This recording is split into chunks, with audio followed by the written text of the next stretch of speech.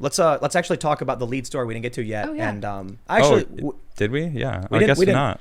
because I do, a lot of people don't actually jump in until after the fact. So then we have this Sure. we'll title this video and then people will be like, did I miss it? Yeah, like, And well, no, we're just kind this is the of lead, this is the Yeah, lead. we kind of just ran with it there. But now we can actually get into, we can expand upon this psychosis. Okay. Where it's logical conclusion. I didn't know it was an Air Force sergeant. Go ahead and read it so people know what I'm talking about. So this story is from ABC7. Air Force sergeant arrested on suspicion for killing of deputy in Santa Cruz County. I remember, I'm pretty sure I heard the story. Apparently it was like some explosion happened. Yeah, an ID, I guess. Yeah, and then apparently it was a dude killing cops. Now what's crazy is this guy, he's like, they say he's posted libertarian stuff. They say that he's posted about Antifa, not with them. But he's also referenced like the rise of fascism and resisting it, and explicitly said he was like wanting to kill cops or whatever. And now they're investigating whether or not he was connected to the attack in Oakland where a van pulled up and killed these cops. Dang. So let's check out this story. It's from ABC7. They say the ABC7 I-Team has new information about the suspect in the death of 38-year-old Santa Cruz County Sheriff Sergeant Damon Gutzwiller. The sheriff's department identified the suspect as 32-year-old Stephen Carrillo of Ben Lomond. The FBI is investigating whether Carrillo is also responsible for the shooting at the Oakland Federal Building that killed security officer Pat Underwood and injured his partner on May 29th. Security cameras caught this white van as the side door opened up and gunfire erupted. Saturday's incident began when someone spotted Carrillo in a white van with weapons and bomb-making materials. Sheriff's deputies followed the van back to his Ben Lamond house, where authorities say he ambushed officers, firing on them and throwing explosives, killing Sergeant Gutzwiller. Man, brutal. He bolted in a white sedan, hitting another officer. A female deputy was on the radio when that happened. You can hear her scream. Oh, goodness. Shortly after his arrest, Carrillo may have revealed a motive for the attack. During his arrest, he shouted at officers, "This is what I came here to fight. I'm sick of these goddamn police." He gets garbled, but then mentions police use of force. Carrillo yelled, "Listen." The I-Team has confirmed Carrillo is an active duty military police officer. Wow. A staff sergeant assigned to the 60th Security Force Squadron out of Travis Air Force Base. Carrillo entered the Air Force in February 2009 after completing basic training and security force training at Lackland Air Force Base in Texas. He worked as a recruiter in Brentwood before going to Travis Air Force Base in 2018, according to an Air Force spokesman. They have a recruiting station in Brentwood. Brentwood's super wealthy, it's my understanding. Maybe I'm wrong. It's the last place I'd expect them to recruit. An Air Force spokesperson also notes Carrillo completed Phoenix Raven training, which includes cross-cultural awareness, legal considerations, embassy operations, airfield survey techniques, explosive ordnance awareness, aircraft searches, and unarmed self-defense. He was deployed to Kuwait for 4 months in 2019 and received the Air Force Achievement Medal for that deployment. His former colleagues are baffled that, in effect, a cop would target cops. His friend Justin Earhart is a retired Air Force military police officer. "It just breaks my heart.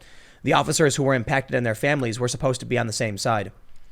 Earhart told us he spoke with Carrillo just a month ago about his plans to retire from the service. He was looking forward to getting out of California, but there was nothing even brought up in a negative light about anything with police at all. Carrillo's Facebook page has been taken down, but I captured his profile picture that lists him as libertarian, and his friends have been sending me screenshots from the past month. It's clear Carrillo is growing increasingly upset about police excessive force. June 5th, he wrote, "Who need Antifa to start riots when you have the police to do it for you?" Just minutes before yesterday's killing, he posted this from the Holocaust Museum, the early warning signs of fascism. On his Facebook page on May 31st, Carrillo reposted a meme that said, "I'll never let racist white people make me forget about the dope white people I know exist. I love y'all." The post includes fist emojis of different skin tones, and both of the whites in the meme were crossed out. Carrillo wrote, "The only race that matters, the human race." Justin Earhart tells us Carrillo was also having a hard time with his wife's suicide in 2018. She was an Air Force Airman First Class, found dead in an off-base hotel in South Carolina. A lot of regret, I think, was there, and it was just challenging for him.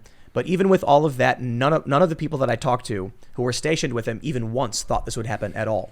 Wow. So I'll leave it there. But the one thing I really want to highlight in this story, the rapid radicalization of this guy. Yeah. How quickly he went into the anti-police rhetoric, this Antifa line of thinking, saying it's fascism, showing that the warning signs.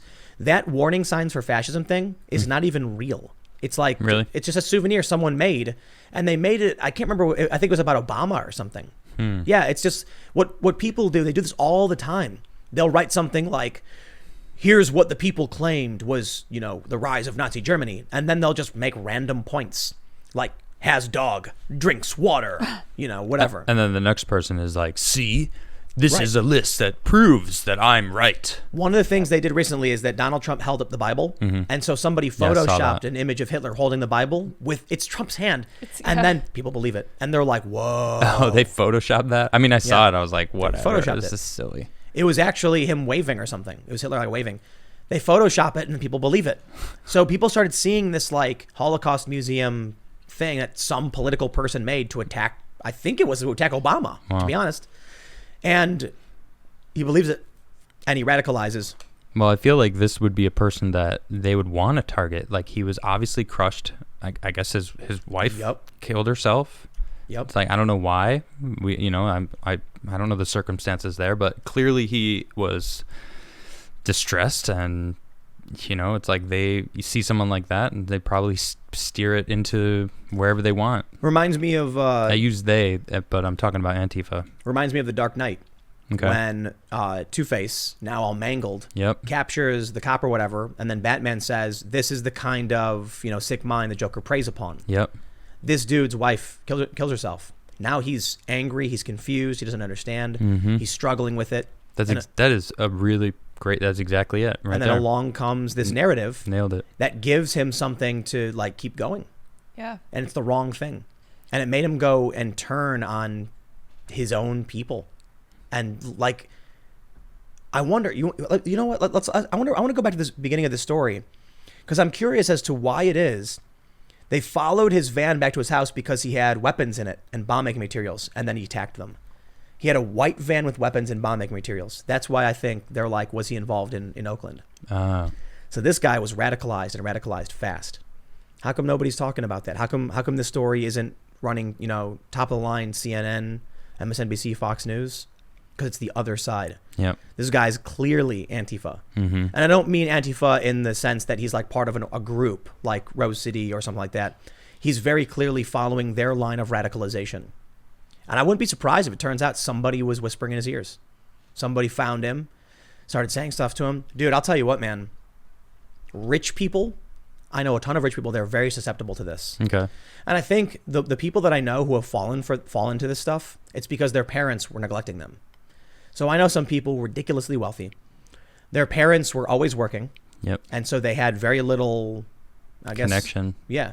And then what happens when one of these ideologues, extremists, gives them the time of day and starts whispering in their ear, saying this person's got money, they can fund us, they can help us do all these things. And now all of a sudden this person feels like people care about them and they're getting that attention they craved. They eat it up. It's so easy. Yeah. This story's rather freaky to me because I think it has a lot to do with Facebook. I've been talking about this for a while, man, that there was one website that literally only posts videos of police brutality. Right. Yeah. It's like, well, yeah, dude, if you watch nothing but that, you're going to go insane. It's true. Yeah, dude. It's a good point. And then what happens is there was a period on Facebook where nothing but police brutality, man. I know some people who made a ridiculous amount of money just posting videos of police brutality. It was gold mine because everybody would always share it. Yep, that's true. And then what happens when a crazy guy whose wife is dead sees it and he has the means, the knowledge, the ability? This is crazy. You know what's really crazy about this? He was active duty. Yeah. Was he really? Yeah, I'm pretty sure they said... no, that's what you said. That's what they said. He Yeah. deployed in 2019, so yeah, I guess so, huh? Well, I think they say right up top, what does it say? It says it, I thought it's... They are investigating it, yada, yada, yada. Yeah, I'm pretty sure it said that he is active duty. Suspect in the death. Yeah, I don't know where it said, but... Well, I'll just type it in. There it is. Yep. They confirmed he is an active duty military police officer. Wow. So we were talking about this the other day when they were chanting, the Black Lives Matter people were chanting, I'm black and I'm proud. And the one, I don't know if he was an MP or if he was Army or whatever he was in DC, was chanting it under his breath too. Right. And I'm like, listen, man, I know we got freedom of speech, but there's a reason why you can't do that. And I think that's really dangerous when you've got ideologues on the line. This dude turned. You know what I mean? Yeah. Like he's supposed to be that. He's part of that system. Mm-hmm. I've heard some really crazy stories about ideologues who get, people who get brainwashed and manipulated by extremists. Like there's a way to do things, man. And they're absolutely convinced that there's no such thing as reform. It's like, dude, everything that we've accomplished was reform. Like civil rights wasn't a revolution, bro. Right. It was a reform. So like all of the great accomplishments of the United States, all of the amendments, that's just reform. Yeah. And it worked. The amendments are reform. Yeah, literally reform. But they want to burn it all to the ground. There's a funny meme. They're like, when someone says, healthcare isn't working, we need more money. Schools aren't working, we need more money. The fire department isn't working, let's increase its budget. The police isn't working, shut her down. Defund them. Yeah, it doesn't make sense, does it? No. Well, giving them more money doesn't help either. So. Right. You could argue that the money wouldn't help either, but I just think it's ideological. I think they don't want the police for a reason. I don't think they like the Constitution. Thanks for checking out this clip from the Timcast IRL podcast. We do the show live Monday through Friday at 8 p.m. If you want to catch the full show, tune in to this channel, subscribe, hit the like button, or check us out on iTunes and Spotify, and we will soon have this podcast up for free on all podcast platforms. Thanks for hanging out, and we'll see you all in the next episode.